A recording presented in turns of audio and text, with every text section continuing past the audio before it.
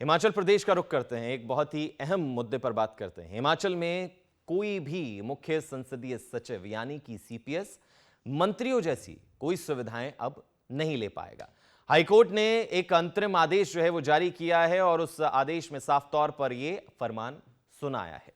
मामले में अगली सुनवाई जो है वो 12 मार्च को होगी। आपको बता दें कि सुक्खू सरकार जैसे ही बनी हिमाचल प्रदेश में, उसने कई सीपीएस जो है वो नियुक्त किए। पहली बार ऐसा हुआ कि सीपीएस जो है वो हिमाचल प्रदेश में नियुक्त किए गए। बीजेपी जो है सीधा जो है वो कोर्ट का उसने रुख किया, अदालत का रुख किया कि भैया ये सब जो है वो नहीं चलेगा। इस तरीके से हिमाचल प्रदेश की आर्थिकी पहले से ही बहुत ज्यादा खराब है और आप दोबारा से जो है वो सीपीएस इस तरीके से सीपीएस बनाकर और आर्थिकी पर जो है वो बोझ डाल रहे हैं।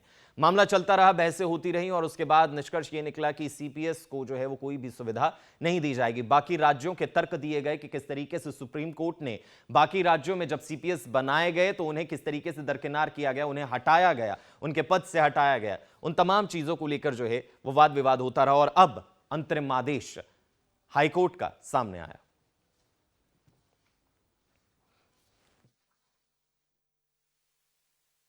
असम के अंदर भी ऐसे ही पार्लियामेंट्री सेक्रेटरी बनाए गए थे, तो सुप्रीम कोर्ट की बेंच ने कहा कि किसी भी स्टेट की विधानसभा को पार्लियामेंट्री सेक्रेटरीज की ऑफिस क्रिएट करने का कोई अधिकार नहीं है। उसके बाद 2022 में मणिपुर से केस आया और मणिपुर के केस में भी यही विषय था कि क्या कोई राज्य सरकार या विधानसभा पार्लियामेंट्री सेक्रेटरी बना सकती है। सुप्रीम कोर्ट के 3 जजों के बेंच ने फिर वही बात कही कि किसी भी विधानसभा में किसी भी राज्य की सरकार को पार्लियामेंट्री सेक्रेटरी के पद क्रिएट करने की अधिकार नहीं आता है। पंजाब हरियाणा हाईकोर्ट में भी पंजाब के अंदर कुछ पार्लियामेंट्री सेक्रेटरी बनाए गए थे, हरियाणा में बनाए गए थे, तो वहां की डिवीजन बेंच ने उस समय के जो चीफ जस्टिस थे दोनों की नियुक्तियां रद्द की और कहा कि किसी भी राज्य सरकार को संविधान के अंतर्गत पार्लियामेंट्री सेक्रेटरी का पद क्रिएट करने का अधिकार नहीं है। हिमाचल में जो एक्ट बना है वो एक्ट भी असम जैसा एक्ट है, 1-2 सेक्शन का थोड़ा फर्क है जिस पर हमने अपनी बहस की है। एक मामला जो बहुत इंपॉर्टेंट है इस संदर्भ में कहना, क्योंकि याचिकाकर्ता की जो दलील है कि ये मामला बिमलांशु राय जो आसाम की जजमेंट है उससे कवर होता है, आज ये स्पष्ट हो गया अंतरिम आदेश से कि ये उससे ही कवर नहीं होता है। ये मामला उसकी तरह बिल्कुल नहीं है या उससे मिलता जुलता मामला बिल्कुल भी नहीं है। जबकि जो छत्तीसगढ़ में जब छत्तीसगढ़ कोर्ट में ये सुनवाई चल रही थी तो छत्तीसगढ़ में 13/4/2018 को ये फैसला आया था जो अभी सुप्रीम कोर्ट में लंबित है। उस फैसले में की सुनवाई के दौरान भी अंतरिम आदेश ऐसा पास किया गया था कि जो 11 चीफ पार्लियामेंट्री सेक्रेटरीज छत्तीसगढ़ में तब अपॉइंट किए गए थे वो एज मिनिस्टर्स काम नहीं करेंगे। तो ये लगातार जो है वो मुद्दा लगातार तूल पकड़ता रहा। बीजेपी जहां एक तरफ सीपीएस को हटाने की मांग करती रही, उसे गैर संवैधानिक बताती रही, वहीं सुक्खू सरकार जो है वो उनकी नियुक्तियों पर अड़ी रही और अब जो है ये मामला अदालत पहुंचा। अदालत में पहुंचने के बाद वाद विवाद हुआ, सुनवाई हुई, बहस हुई और बहस के बाद निष्कर्ष ये निकला कि तमाम वो सुविधाएं, अभी अंतरिम आदेश आए, तमाम वो सुविधाएं जो विधायकों को मिलती हैं, जो अभी तक सीपीएस भी ले रहे थे, वो अब वो सीपीएस तमाम वो सुविधाएं नहीं ले पाएंगे।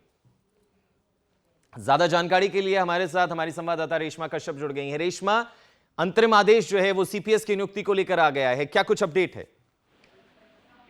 जी गौतम, मैं आपको बताना चाहूंगी कि जिस तरह से हाईकोर्ट में सीपीएस मामले में सुनवाई हुई थी, मामला वहां पर चल रहा था, तो इसमें अभी जो विपक्ष है, चाहे हम बात करें जो सरकार की तरफ से जो पक्ष रखा गया था एडवोकेट जनरल की ओर से, तो उसके बाद उसमें ये कहा गया है कि जो सीपीएस है वो किसी भी तरह की जो कैबिनेट स्तर की जो उन्हें फैसिलिटीज प्रोवाइड करवाई जाती है वो उन्हें अब नहीं दी जाएगी। और जो पक्ष है यानी कि जो सरकार की ओर से जो पक्ष रखा गया है उसमें ये कहा गया कि फिलहाल उन्हें किसी भी तरह की ना तो फैसिलिटी यहाँ पर दी जा रही है और ना ही जिस तरह की सिग्नेटरी अथॉरिटी या फिर कोई इस तरह के बड़े जो डिसीजन लेने का जो फैसला है वो उनके पास नहीं यहाँ पर दिया गया है। सीपीएस की जो नियुक्ति है यहाँ पर वो इसीलिए की जाती है जिन मंत्री के साथ उन्हें अटैच किया जाता है उनका काम सिर्फ उन्हें जो सजेशन देना है वो ही।